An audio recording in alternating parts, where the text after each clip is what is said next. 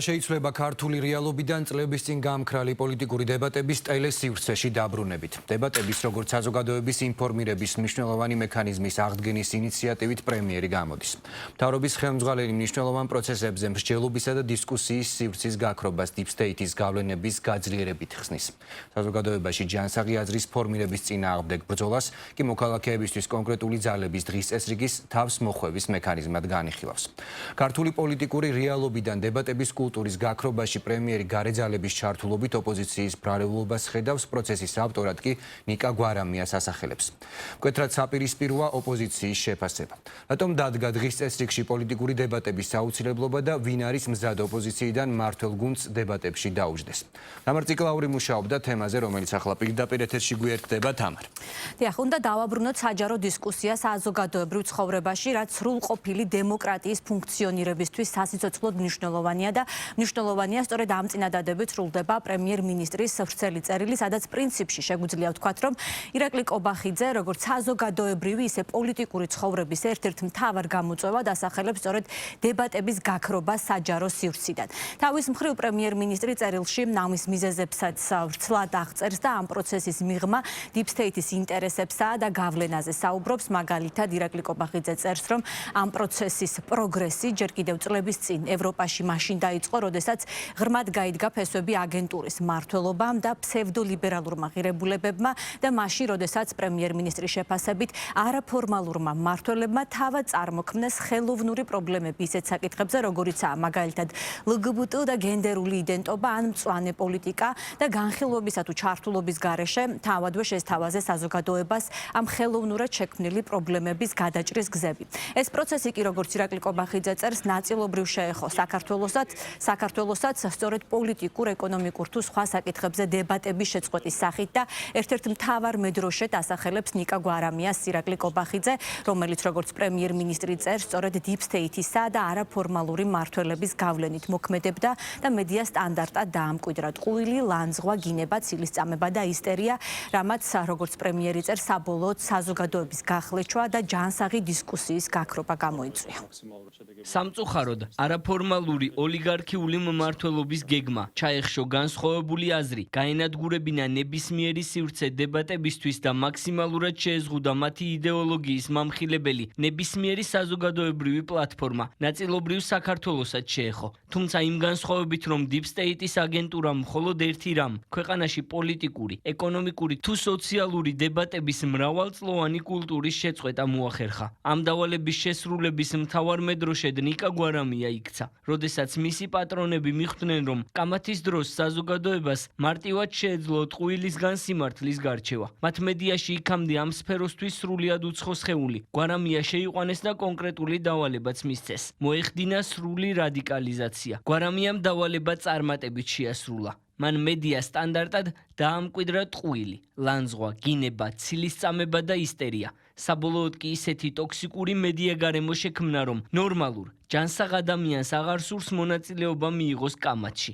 რომელიც საბოლოოდ შეურაცხყოფით სრულდება. თავის მხრივ ამ მოცემულობამ საზოგადოება გახლიჩა და წაართვა მას დემოკრატიის მთავარი პრინციპით სარგებლობის უფლება. მოისმინოს განსხვავებული პოზიციები და არჩევანი საკუთარი შეხედულების შესაბამისად გააკეთოს. დღეს ჩვენ ვხედავთ ერთი მხრივ სრულიად მარგინალიზებულ პარტიულ დანაყოფს, რომელსაც არაფერი აქვს საერთო ჟურნალისტიკასთან, ხოლო მეორე მხრივ მედიას, რომელიც შექმნილი ვითარებიდან გამომდინარე იძულებულია საკუთარი ფუნქციის შესრულების პარალელურად მუდმივ რეჟიმში პასუხი გასცეს მეორე მხრიდან წამოსულ დეზინფორმაციის ნიაღვარს. და რადგან იოლად ამოსახსნელია ხელოვნურად შექმნილი, დაპირისპირებული და გახლეჩილი გარემოს მიზნებიც, შემსრულებლებიც და ამოცანებიც, ჩვენ ვალდებული ვართ ეს არაჯანსაღი ვითარება გამოვასწოროთ. ვალდებული ვართ ქართველ ხალხს დავუბრუნოთ დემოკრატიის ერთ-ერთი ფუნდამენტური პრინციპით, დებატებით სარგებლობის უფლება და არ მივცეთ საშუალება არაფორმალურ ძალებს და მის ქართველ აგენტურას საკუთარი დღის წესრიგი მოგვახვიონ თავს. იმისათვის, რომ მომავალში ქართველმა ხალხმა ნებისმიერი არჩევანი სწორი ანალიზის შედეგად გააკეთოს, ჩვენ უნდა მივცეთ მას საშუალება,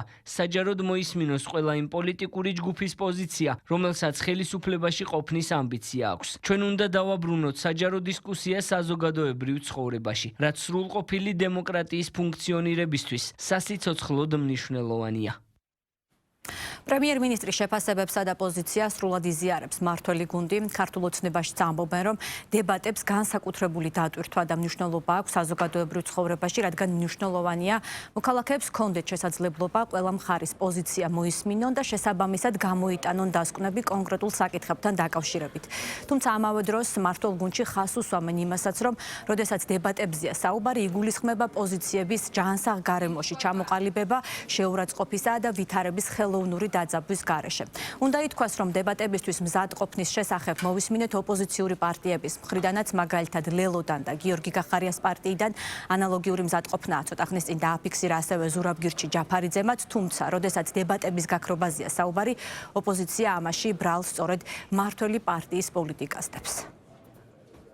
მათგან წამოსული შეთავაზება დებატებთან დაკავშირებით არის ძალიან კომიკური, იმ ფონზე, რომ 6 წელია გაურბიან დებატს, დაბატებებული ყავთ უამრავი პოლიტიკური ოპონენტი, ებრძვიან პარტიებს და აპირებენ პარტიების გაუქმებას, თუმცა ამავე დროს უნდა აღინიშნოს, რომ ნებისმიერ ძირითად საინტერესო აქტუალურ საკითხზე, როგორც არის ეკონომიკური და სოციალური საკითხები, როგორც არის საგარეო პოლიტიკა, როგორც არის ძირითადი დიდი საკითხები, რა თქმა უნდა, ყოველთვის მზად ვართ სადებატოდ და ყოველთვის მზად ვართ იმისთვის, რომ ქართული ოცნების რაღაცა როგორ ვთქვათ, ფარსიკული სპიკერები, რომელიც პროპაგანდისტული ხაზების მიღმა ვერაფერს ვერ ამბობენ, რა თქმა უნდა, დავანარცხოთ და დავცეთ ბეჭებს. მზად ვართ კი არა, ჩვენ არაერთხელ მოგვიწოდებია ოცნებისთვის და უფრო სახელმწიფო მედიისთვის დებატების გამართვისკენ და ცოტა ძალიან გვიან გაახსენდა კობახიძეს. ახლა ისე არ გამოვიდეს, მე ისევ ხალხის ძალას დაუჯდეს დებატებში, ასე რომ თუ ვინმესთან სადებატო აქვს, ეს რა თქმა უნდა პირველ რიგში არის ჩვენი პოლიტიკური გუნდი, პოლიტიკური ძალა და ნებისმიერ დროს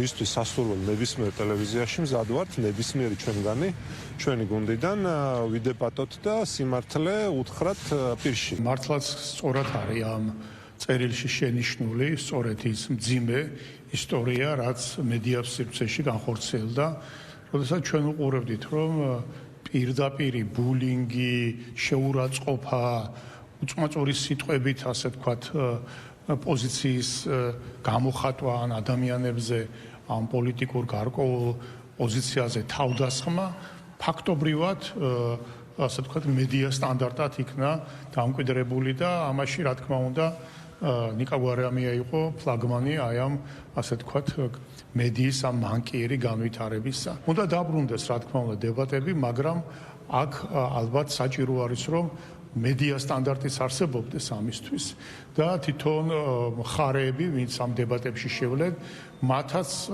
გააჩნდეთ ამ სტანდარტის შესაბამისი დამოკიდებულება დებატებთან დაკავშირებით. ამ მოცემულობაში არის ძალიან მნიშვნელოვანი დაიძლიოს ეს პრობლემა, რომელიც თავის დროზე სწორედ Deep State-ის ჩარევით მოხდა და მედია სივრციდან პრაქტიკულად არის მცდელობა, რომ გააქრონ დებატები. ამასთანავე არის ძალიან მნიშვნელოვანი გავიაზროთ, რომ იქ სადაც არის შეურაცხყოფა, იქ სადაც არის ლანცვა, იქ სადაც არის არა ჯანსაღი გარემო ამ ურთიერთობისთვის დებატების ადგილი ნამდვილად არ არის. ამიტომაც რა თქმა უნდა ობიექტური მედია საშუალებები, სადაც იქნება ეს სივრცე გაჩენილი, ობიექტური მედია საშუალებების წიაღში მონებრივია, უნდა მოხდეს აუცილებლად დებატების აღდგენა.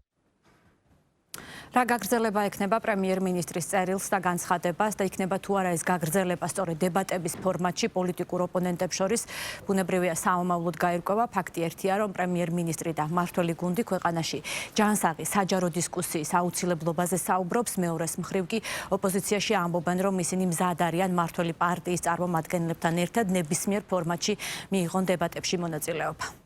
მადლობა თამარ ციკლაური საუბრობდა პირდაპირ ეთერში.